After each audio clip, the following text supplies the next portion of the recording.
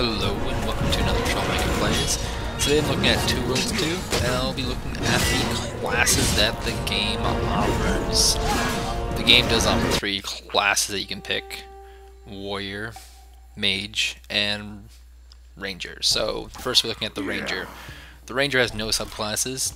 It wins by using range bow attacks. You can also get crossbows and throwing knives.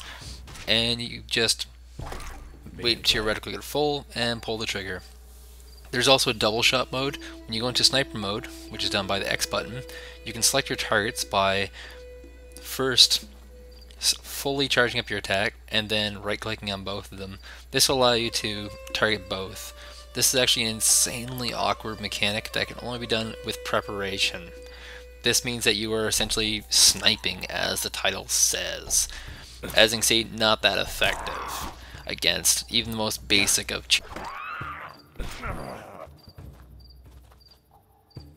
Rangers have a lot of strength. Obviously they're ranged specialists. There's currently a bug where terrain will block the preceding enemies and you can just nuke at them from certain terrain vantage points. It takes a little bit longer, but it works. Rangers are also kiting specialists. This means that any enemy that you are having any kind of trouble beating, you can just kite them with your ranger. Next up is the Mage. It has a mixture of ranged and melee attacks. Mages have 2 subtypes. They have Elemental and Necromancy. They may have others. They're basically what kind of spells they can wield, and it all works basically the same. One particular strong weakness of the Mage is that it is very vulnerable to melee damage. Despite having very heavy damage, in tight corners, the Mage is pretty worthless, and he's just going to get owned by everything, no matter how hard you try and kite things away.